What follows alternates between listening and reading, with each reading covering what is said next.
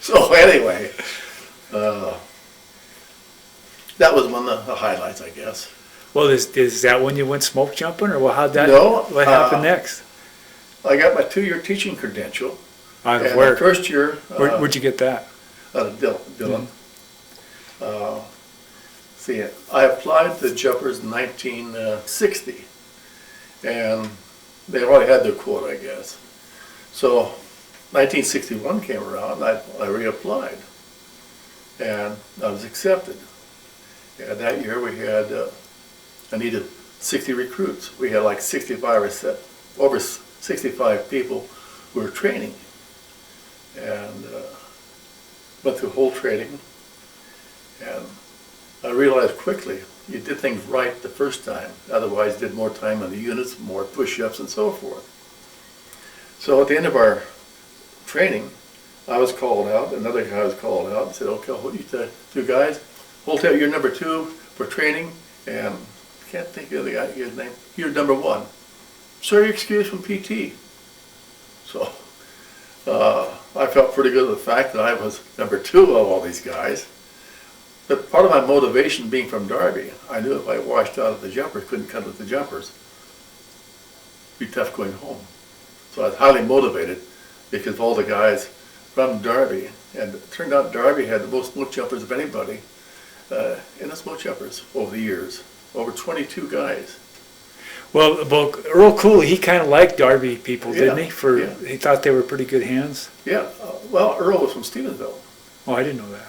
And he became very fond of the Darby and Hamilton and whatnot. If you're from the Bitterroot, they had an opening, you're almost assured of having a position. Yeah. So, but Earl was very partial to those in Darby. Obviously, when he had over 22 guys from the small town over the years, Yeah. being a jumper. So you qualified in 1960? 61. 61. So how many years did you jump after Up that? through 65. And that was 61. That was at the year that was after the Saddle Mountain fire, wasn't it? Yeah. See, I was on the Higgins Ridge Fire. There were 20 of us. I don't know if you know the story about the Higgins Ridge Fire. No, why don't you tell me about that? I was down in the Grangeville, reinforcing Grangeville at the time. What year was this then? 1961. And a call came in for a fire over in the Selway. So they had a Ford Tri-Motor, so I was one of the 8 who made the initial jump that morning. And it was going pretty good. Then the things started getting hot. The call went into Missoula, and Fritz Wolfram was the overhead, came out with the DC-2 with 12 guys, so put 20 on the ground. Late morning, after everybody's on the ground, the fire blew up. And Fritz took us up into the old burn, and also apparently there had been a helipad built there, so up the ridge we went. I can recall standing on a piece of bark, big piece of bark, with it burning. But the ground was so damn hot you wanted to be on something. And at that time we were issued flame-proof shirts, you know, the orange ones. Yeah. The wind and sparks so bad, the spark would hit you and go right through the shirt. Wouldn't flame.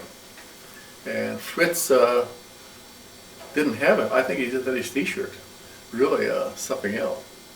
But because of Fritz's leadership, we had no casualties. We all stayed together, whatnot. The call went into Missoula that they had lost all 20 of us. They couldn't see us, couldn't see any movement. All you could see is smoke and fire. Rod Snyder in a helicopter came over and spotted us. Went back, picked up an FCO, a fire control officer, with the radio, brought him in, dropped him off. And he said, 2. So I meant 2 jumpers getting in the bubble with him. He took off, and he ferried out all 20 of us. And because of what his action, what he did with that helicopter, he was awarded several national awards. And credit for not really saving us, but getting us out of there in a precarious situation. They did take us to Missoula.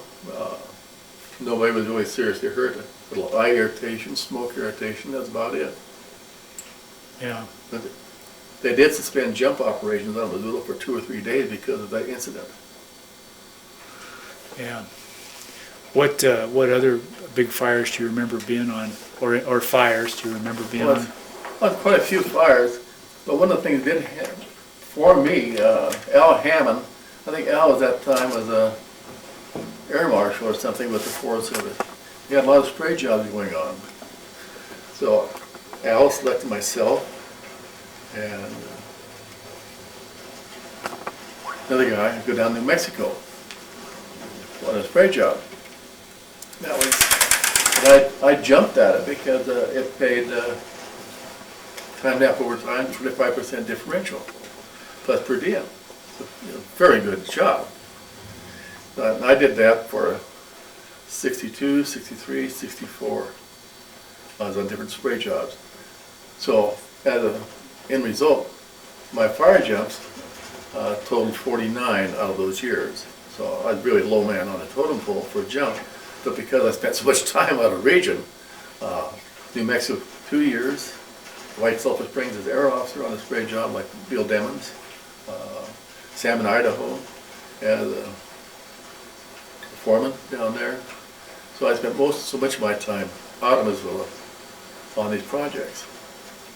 When I was in town, until I got married, I stayed at the base. And along with other guys, I was a rigger. So I was doing a lot of parachute repair and rigging parachutes. So how did, let's see, in Missoula, the new base had already been built by the time you got there. Oh yeah. So can you describe what the rigging operations consisted of in those days? Yeah, we had dormitory, we had a dining facility. Sammy Roscoe was our cook. They deducted our rent of our check and also our meals. So being on base, you were assured of getting out on fire, type thing. A lot of guys chose to go on different projects, different forests, working in Ranger State. And I chose not to. I wanted to stay in Missoula, which I did. Then I got married in '62. So that really removed me from going outside the project. When I went to New Mexico on these spray jobs, my wife went with me. Later on, wasn't possible and at that time we had a child. And so my time in Missoula after '62 was rather limited because of the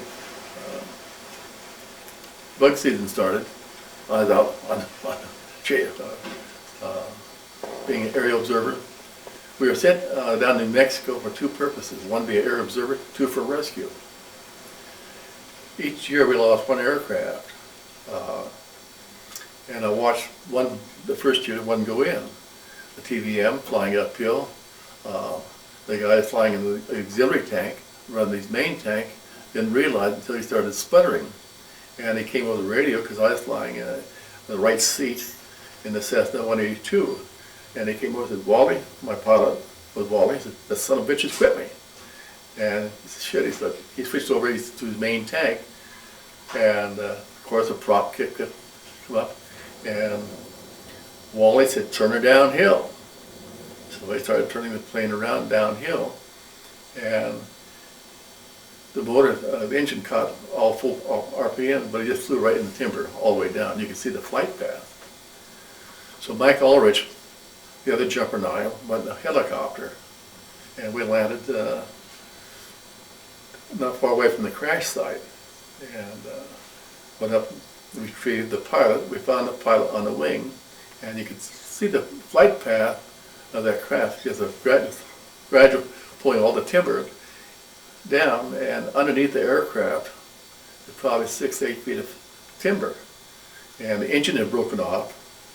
But the pilot was staggering around on the wing, and one of the things that Mike and I did, check out the cockpit, be sure everything is off, then get the guy off the wing, and he had such impact when he hit his helmet, hit the plexiglass in that TVM, and it's like he took a ball-peen hammer and knocked a big dent.